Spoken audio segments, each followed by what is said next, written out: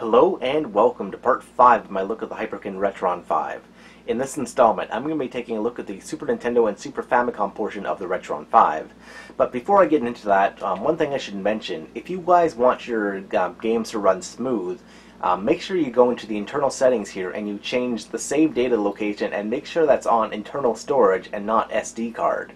If you put it on an SD card, that makes some games really screwed up with a lot of stuttering, and some games are just basically unplayable if you choose to save to the SD card. I don't know why this is, but it is true on firmware 2.0 beta 6.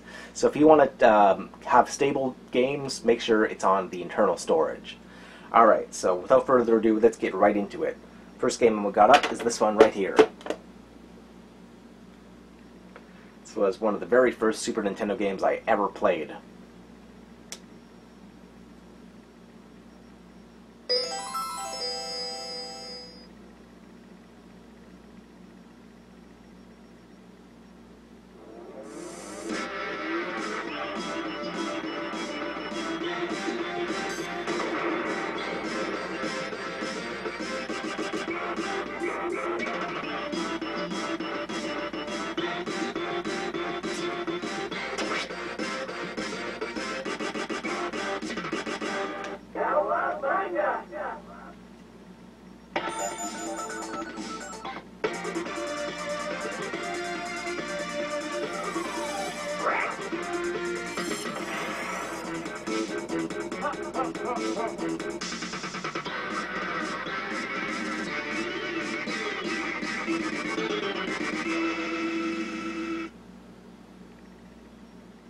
Big Apple, 3 a.m.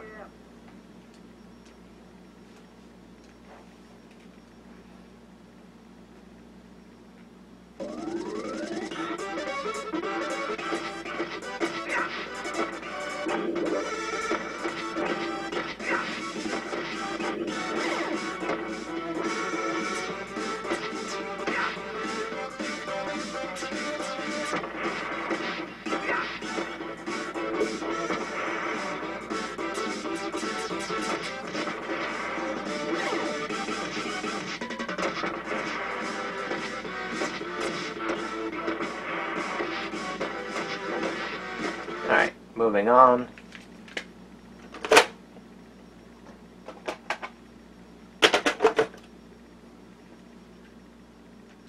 It's another real classic.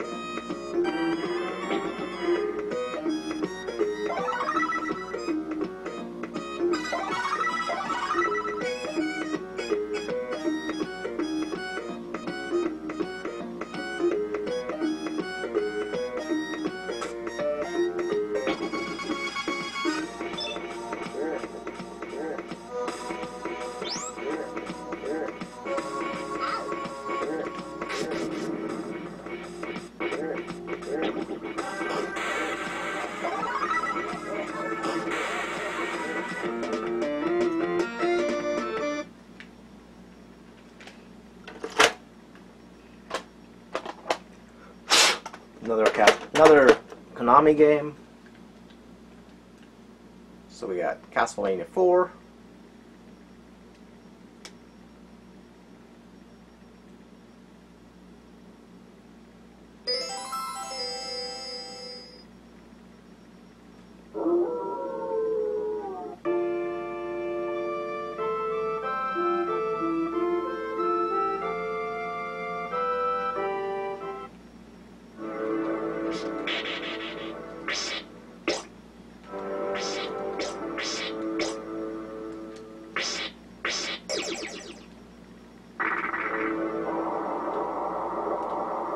So you can see the Mode 7 effects work perfectly.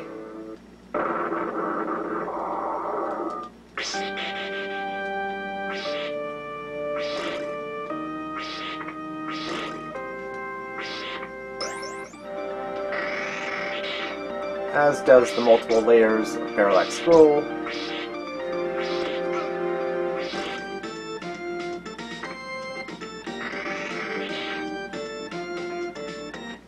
Alright, moving on. Finally, a non-Konami game.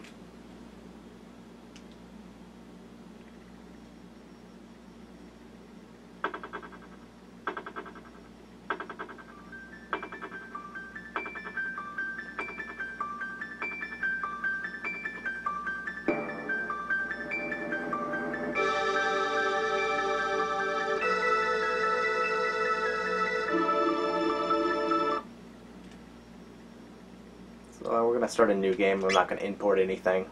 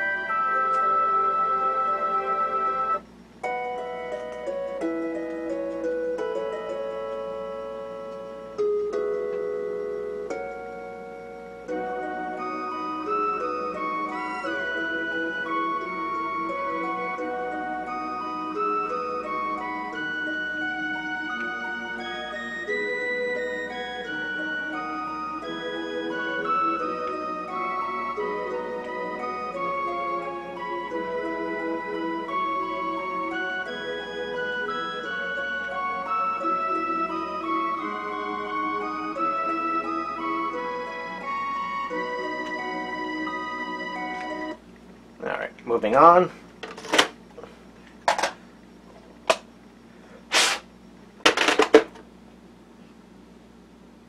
Here's a classic.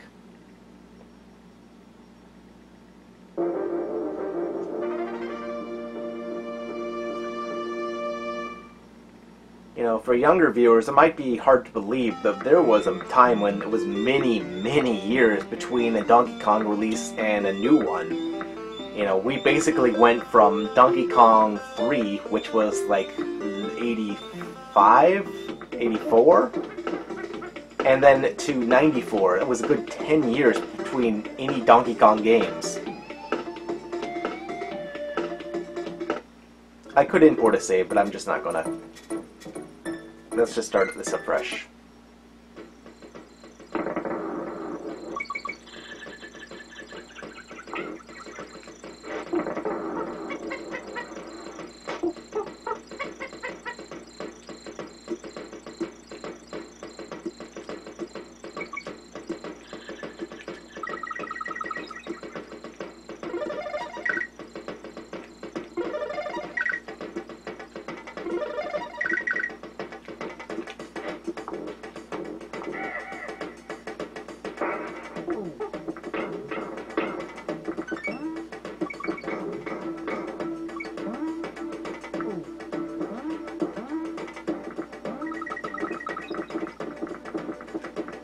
Alright, and there we go. Donkey Kong Country works.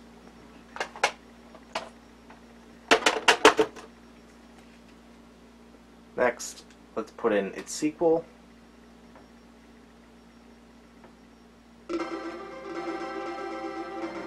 This is personally one of my favorite games ever made.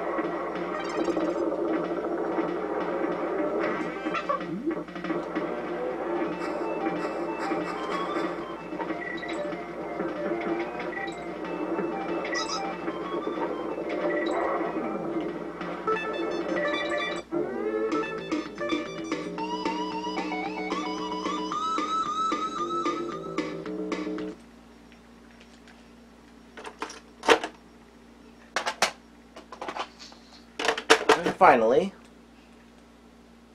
you have to complete the trilogy with this late Super Nintendo release.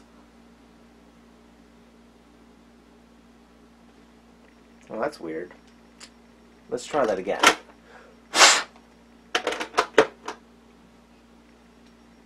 Alright, there we go.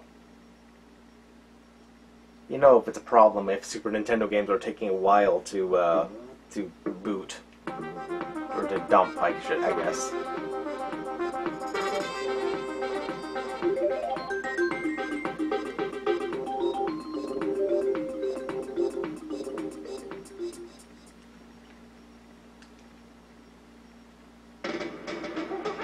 So here it is, Donkey Kong Country 3.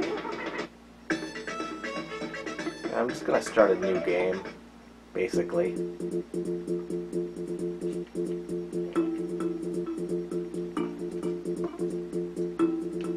Let's do this stage, whatever this stage is. I think this is the first one. Whoops. Sure has been a while since I last played this.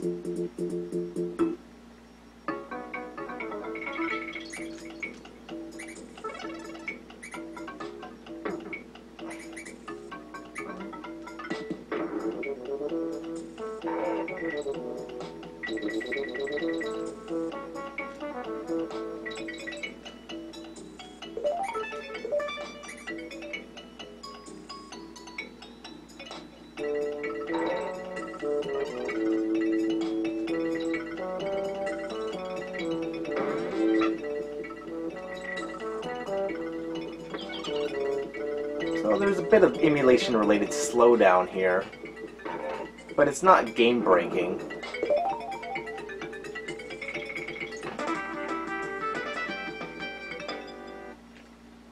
Alright. Next. Now here's one I know people would want to see. Here is Star Fox. Now again, I'm going in the internal settings mode, and I'm making sure that it's saving to the internal storage and not to, like, the SD card. Let's take a look at Star Fox here.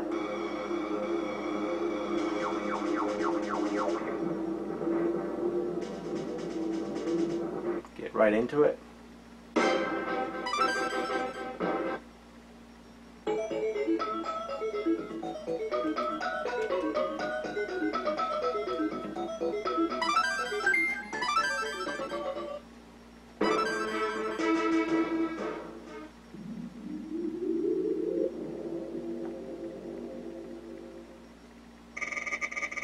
Good luck.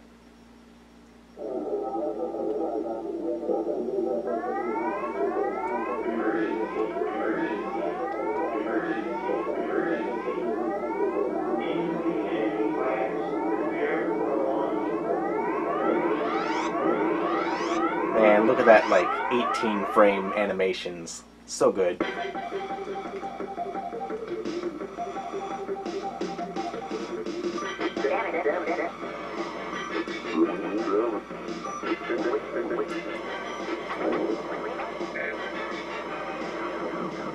Now it's important to note that I've switched it to the internal save.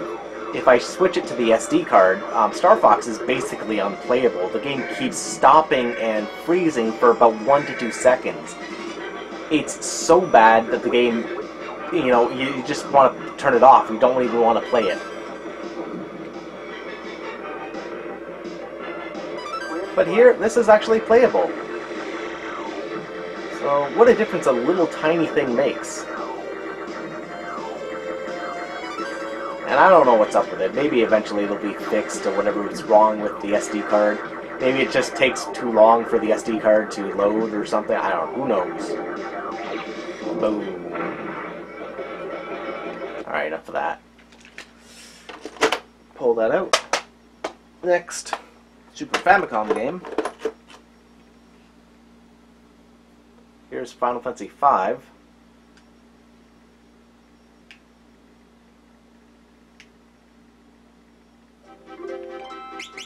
Boot a save. There we go.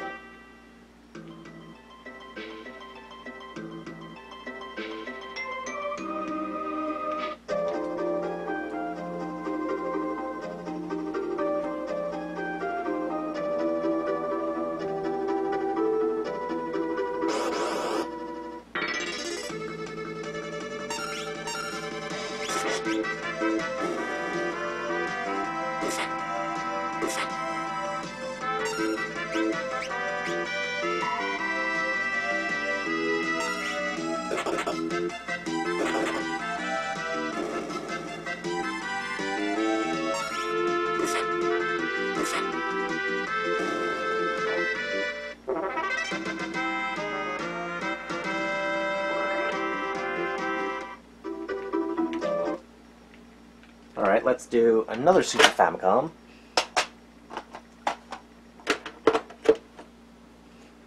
Here is a very late release for the Super Famicom. Here's Rockman and Forte, otherwise known as Mega Man and Bass.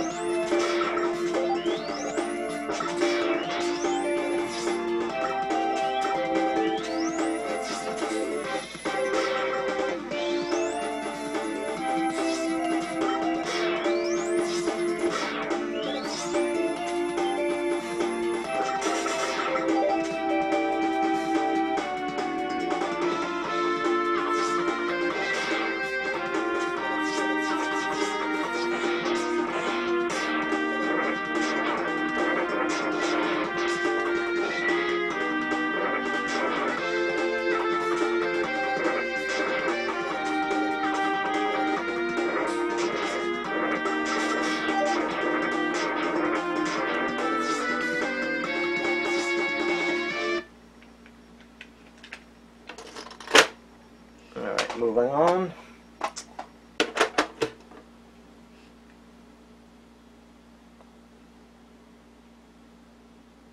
Here's Yoshi's Island.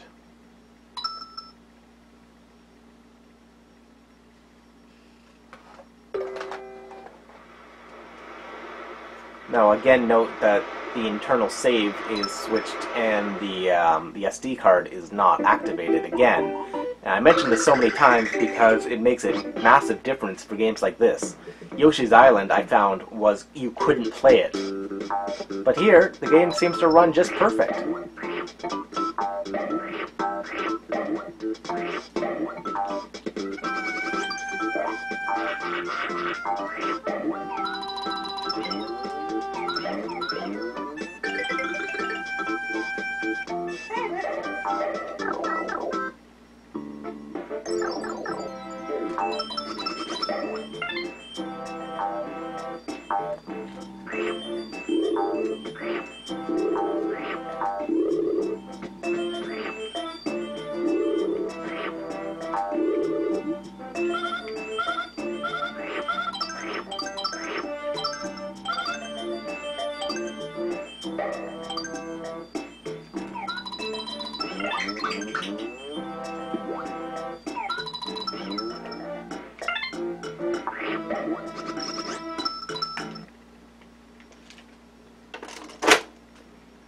Next, here's what happens if you try and run the Super Power Pack. The game, again, doesn't get recognized. It's like you're not plugging it in. Even though it does get recognized because the LED lights up, so you know it's at least receiving power. Anyway, next we're going to try Mario Paint. It's going to perform the save of Mario Paint. Okay. Now, of course, Mario Paint is not playable with the D-pad. For that, you need to unplug the controller you're using and get out the Super Nintendo mouse. So let's see if the Super Nintendo mouse will work with the Retron 5.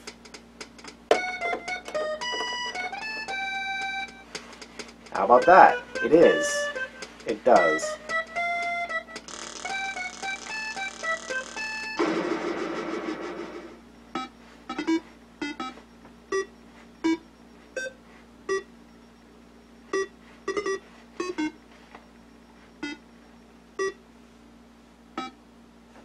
Alright, so Mario Paint works. I'm going to unplug it.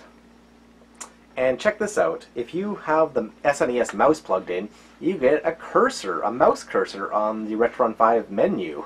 And you can actually navigate the menu using the Super Nintendo mouse. Very, very cool. It's got to be like an Easter egg or something. Anyway, let's unplug the mouse and plug the controller back in again. Alright, next up is a game that originally didn't work under the initial firmware. Here's Mega Man X. Now, I'm going to mute the audio here is because YouTube copyright trolls love to copyright claim my videos if I try and use any Capcom Mega Man music, so I'm not gonna give them the option for that. We're going to play Mega Man X in silence. But yeah, the game works. It's all the issues from like the initial version, like not taking you to where you're supposed to be, you know, all that's been fixed now. So Mega Man X completely playable, just as it should be, and it's awesome because this is frankly one of the best video games ever made. Alright, next.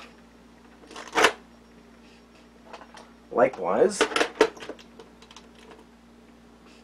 here's Mega Man X2.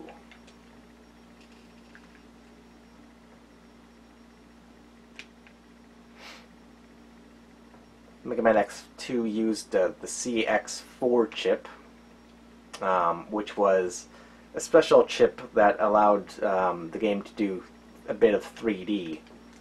And yeah, it was kind of neat, like wireframe stuff in Super Nintendo games. So Mega Man X2 begins with the mighty epic story of Green Biker Dude. There he goes, and there he goes. He will live on in our hearts. There we go, Mega Man X2. Playable, perfect, nothing wrong with it.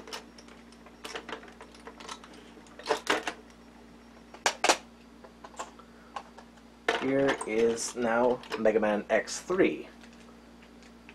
Which, yes, I did buy back in the day. This was, you know, I didn't spend like whatever money it goes for nowadays, like $300 or whatever. You know, this was like $60 of my own money back when I was a kid. So, you know, it might as well have been $300 back then to me. But, yeah, it completely works, and just like X2. And again, here's just a sneak preview of the music. So, yeah, you see, there's nothing wrong with the music, I just have it muted for copyright reasons.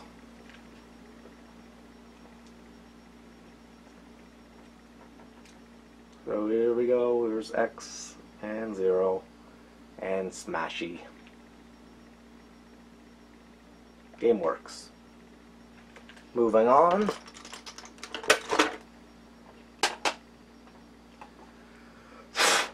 Can unmute that now. Let's plug in. Here's a rarity. No, this isn't Mother 2, this is the North American version of Mother 2.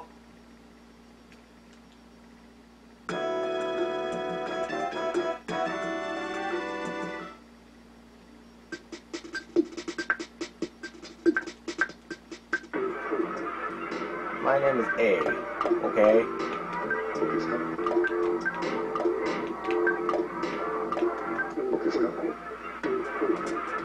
Her name is C.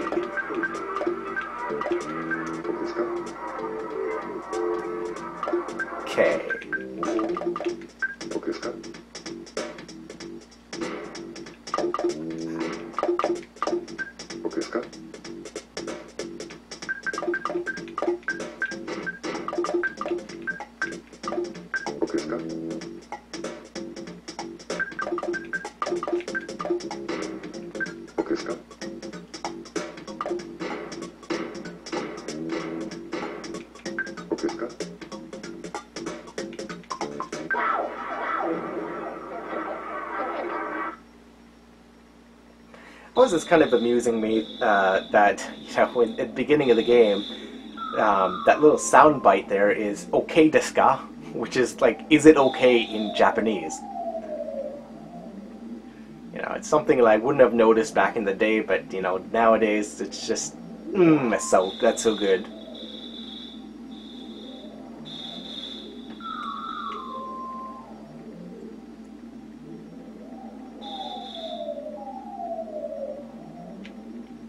Now, I'm not going to show it for the case of brevity, but yeah, this game works completely fine. All of the weird glitching that would occur, O's house, it's funny. All of the problems that would occur if the cartridge was detecting that it was being played on something non-native to the Super Nintendo hardware, none of that occurs. You don't get any like massive amounts of enemies or anything. So Earthbound, completely playable.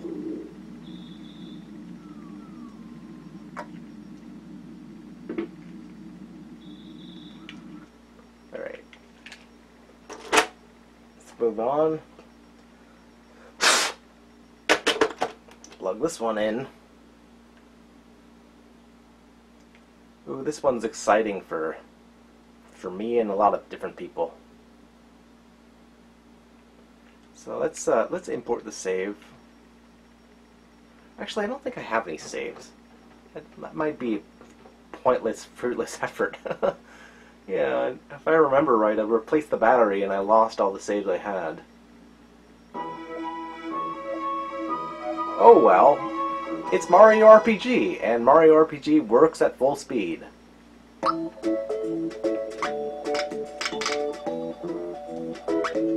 no saves.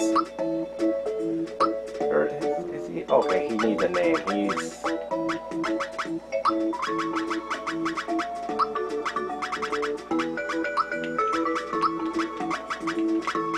That's his name, right?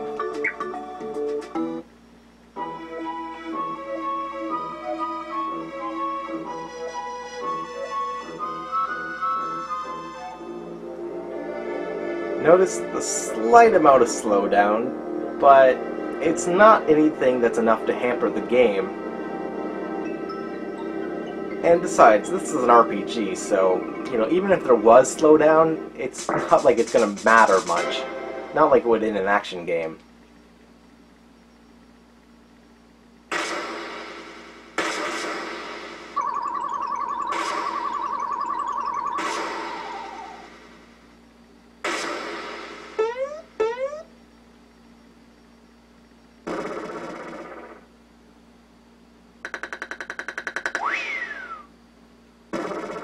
Classic sound effects.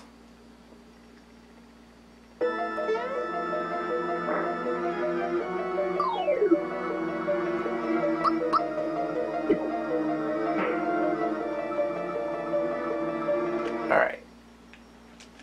Last few minutes, just gonna show briefly some last few games.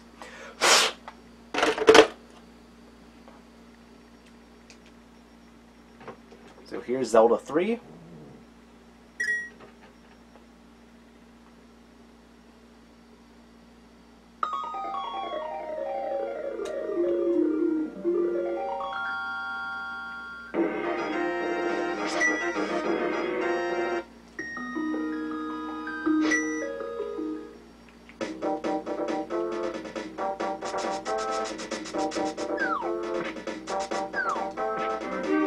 So the game runs perfectly, no perfect speed, nothing wrong with it.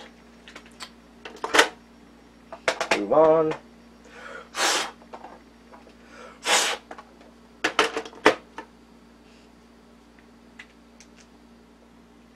Tales of Fantasia, Super Famicom.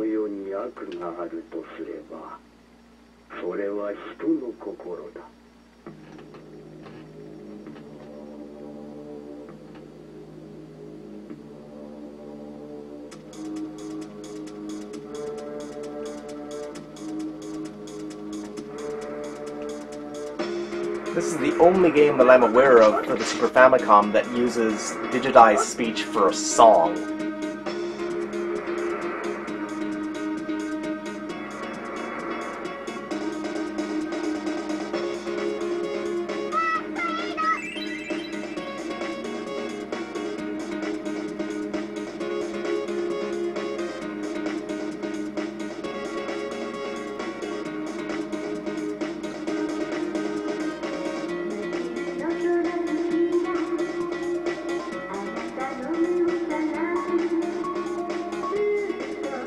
Well, there we go, guys. There's a look at the Super Nintendo portion of the Hyperkin Retron5. If you guys have any questions, feel free to leave them in the comment section down below. Otherwise, I'll see you guys next time. Thanks for watching.